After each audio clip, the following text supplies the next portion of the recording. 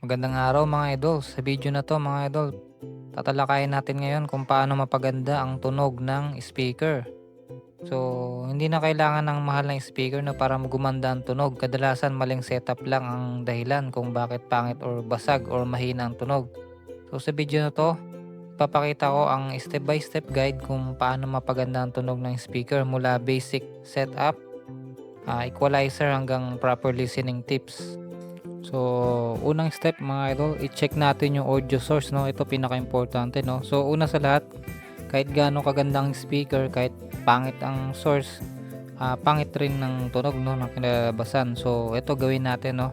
Gumamit ng high quality na audio file, iwasan ng sobrang compressed na MP3, at huwag naka-max volume ng sa iPhone or player natin, no. So ang rules natin dito ay dapat 70 to 80% volume lang ang source.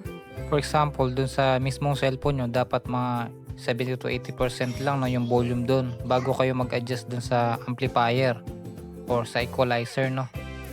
So bukod sa MP3 na 320 kbps, may mas maganda pang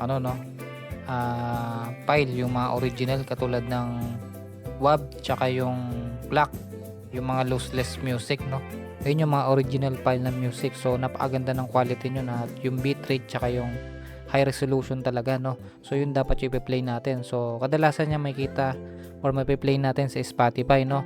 Sa YouTube kasi guys na-compress na pero maganda pa rin tunog nyon. Pero iba pa rin yung Spotify quality. Doon natin maririnig yung pinaka high resolution ng audio. So okay lang naman kung Bluetooth, no, yung connection natin, no, pag magpapatugtog tayo, dahil kung mga plug lang tapos MP3 yung ipapatugtugin natin or yung mga YouTube, Spotify, no. So meron kasi yung mga audio quality na katulad ng DSD, kung masi-search nyo yun, yung files yun nasa more or less 1 gig, isang kanta lang, no. So napakalayo niyan sa MP3 na nasa 5 MB lang. So yun, halos 1000 MB, no. So ayun yung high quality na hindi pwede sa Bluetooth. Wire lang siya pwede para ma-output niya yung pinaka the best na highest resolution na quality ng audio. So pangalawa, sa wiring naman. So ito nakaka-apekto din to sa quality ng tunog, no, yung wiring. So maling wire, automatic pangit ang tunog. Dapat sisiguro din natin tama ang polarity, no. Kung positive, dapat positive lang siya. Kung negative, negative lang isasaksak sa speaker. So may common grounding din, no. So dapat makapal at maikli ang speaker wire, wag masyado mahaba. Dahil kapag masyado mahaba, kumakain yun ng power, no, sa amplifier. So ang result, kinakapos siya ng power yung speaker natin. Tapos wag din masyadong manipis dahil mag-iinit siya, tapos magkakaroon siya ng distortion or noise. Magiging hindi malinaw yung sound quality niya, no. So lagi nang tandaan natin, iwasan natin yung manipis na wire at yung mga loose connection. Dapat mahigpit lagi ang pagkabit ng speaker wire, lalo sa speaker tsaka papunta sa amplifier. So ang recommend lagi na gauge, no, yung number 16 lagi na speaker wire. Simula 6 inches na speaker hanggang 18 inches na speaker. So ayun ang pinaka the best na kapal ng wire, no. At syempre, hangga't maaari paikliin natin siya. Wag yung masyado mahaba, yung sapat lang. Okay, next sa gain staging naman tayo. Ito yung pinaka-importante sa lahat, no, pero madalas hindi alam ng karamihan. So lagi, yung unang sinabi ko, lagi dapat yung source audio natin sa cellphone laging 70 to 80%. Kung laptop naman gamit mo, same din, no, 70 to 80% yung source volume natin. Tapos again, itataas lang natin to hanggang malinaw yung sound quality. So maririnig nyo naman yan guys, kung pag tinaasan nyo yung volume. For example, lakpas na sa 12 o'clock, naggaralgal na yung speaker or may mga chopping na sa speaker, hindi na maganda yung tunog.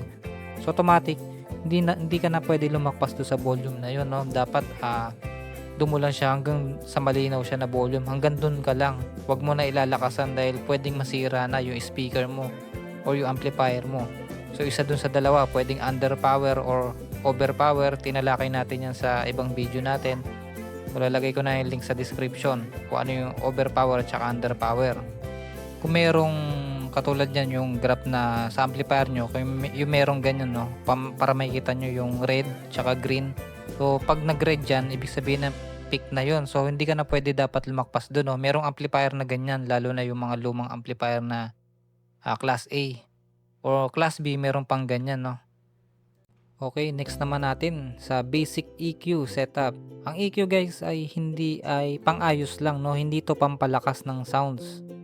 So, ito yung basic EQ guide natin. Kung makikita nyo, +1 lang lagi sa bass, no? Hanggang +3.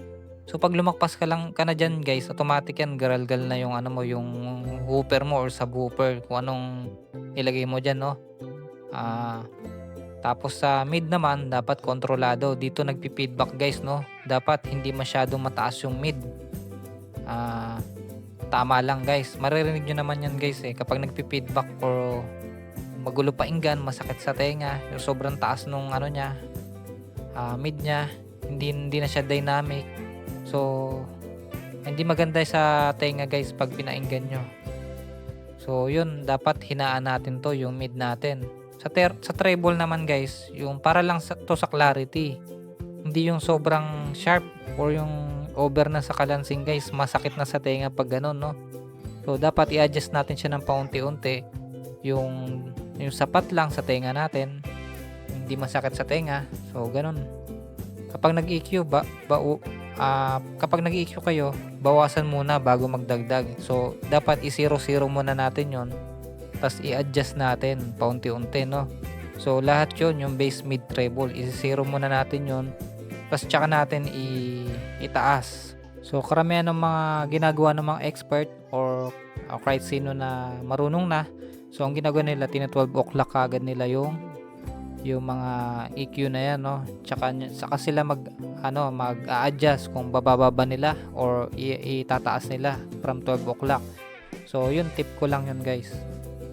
So next, speaker placement. Ito isa rin to guys sa talaga importante, no, para mapaganda yung tunog ng speaker natin. So minsan kasi hindi speaker ang problema guys, no, pwesto lang. So yung proper placement dapat wag nakadikit sa pader, lalo na yung may mga port na subwoofer yung port nila sa likod. So pag dinikit mo yung sa pader, syempre paano lalabas yung hangin? Tapos syempre, pag nakadikit sa vibrate, magagasgasan yung speaker box mo at magkakaroon ng vibration. Ang resulta, magkakaroon ng unwanted noise or mga unwanted na vibration, no, na hindi maganda sa tenga.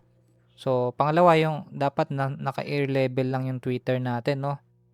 So yung tweeter hindi pwedeng lagi nasa yung sobrang taas yung tweeter. Dapat kasing ano lang ng ulo natin. Or hindi dapat nasa baba yung tweeter, no? Kailangan naka-expose siya at para maayos naririnig ng tao, no? So same pa rin, may space dapat yung likod tsaka gilid.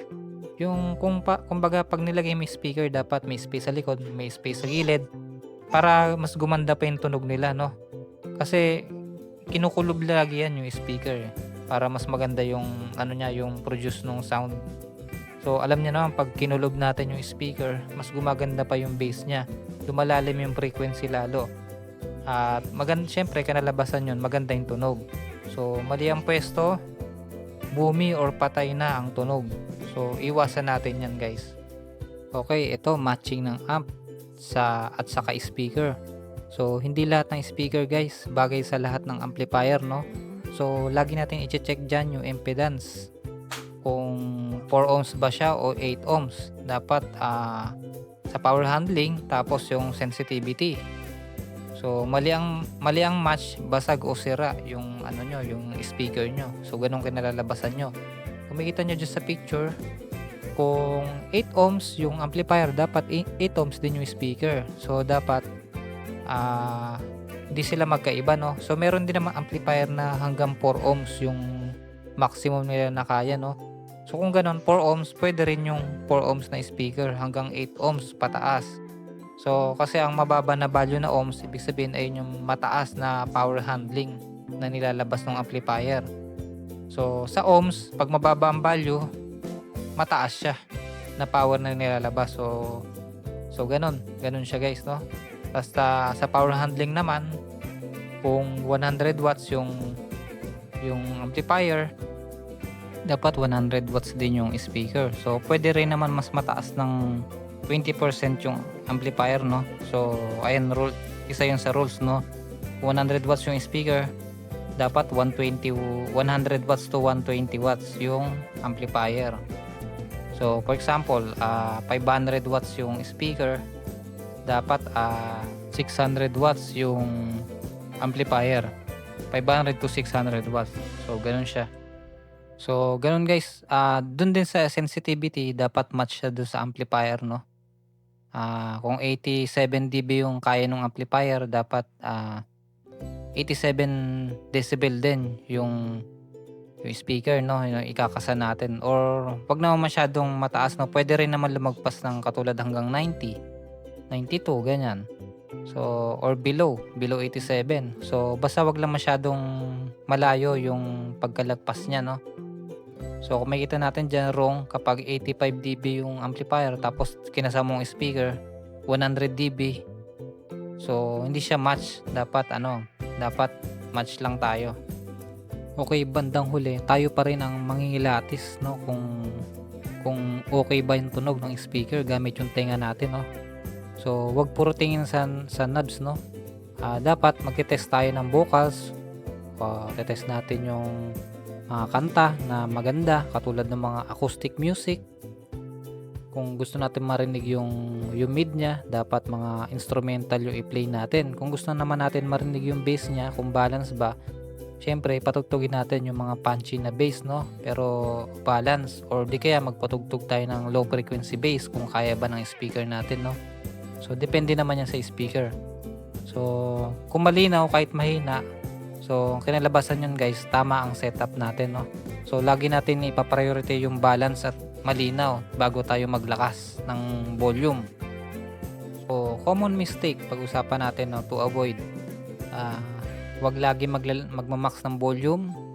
So, bukod sa hindi maganda, makakasira pa to sa speaker mo or amplifier.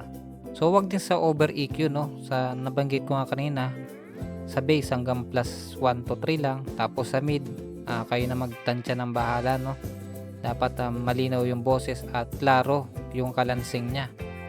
So wag bibili ng mga cheap cable, yung mga substandard, yung sobrang nipis. Tapos isa pa, mali yung impedance. So dapat pareho. Kung kaya ng amplifier mo 4 ohms, dapat hanggang 4 ohms lang na speaker ilalagay mo. Hindi ka na pwedeng bumaba sa 4 ohms. So isa pa, walang pahinga yung speaker, halos lamog na, no? Nakakasira to, no? Pwede rin mabutas yung cone nito. So lalo na kapag uminit na yung sobrang tagal natin ginagamit yung speaker, tapos medyo malakas yung volume natin, nakasagad sa malinaw na volume, pwedeng masira yung cone, mabutas. Kasi umiinit kasi yun guys, eh. So pag sobra-sobra ng gamit, iinit din yung amplifier. So pwedeng umusok or masira din yung amplifier natin. So dapat pahingayin natin yung mga aparato natin, no, pag dire-diretso. So kung gusto niyo naman dire-diretso, syempre yung sakto lang yung yung volume natin base sa capability ng amplifier. So pinaka-safe guys, 12 o'clock lang lagi yung volume. Doon tayo sa 12 o'clock. Kahit sino pang tanongin nyo na mga eksperyensado niya dyan, na mga DJ or mga nag-handle ng mga mga mixer or sa event, no? So hindi nila tinotodo lagi yung volume niyan. Okay, summary tayo. Para gumanda ang tunog ng speaker, ayusin ang source, tamang wiring, tamang gain, tamang EQ, tamang placement. Hindi kailangan ng mahal na sobrang mahal. Kailangan tamang setup lang, no? Depende sa pangangailangan mo at kung saan mo gagamitin. So guys, kung nagustuhan niyo yung video na to, like, subscribe lang. Kung anong setup gamit mo, i-comment mo lang dito sa video na to.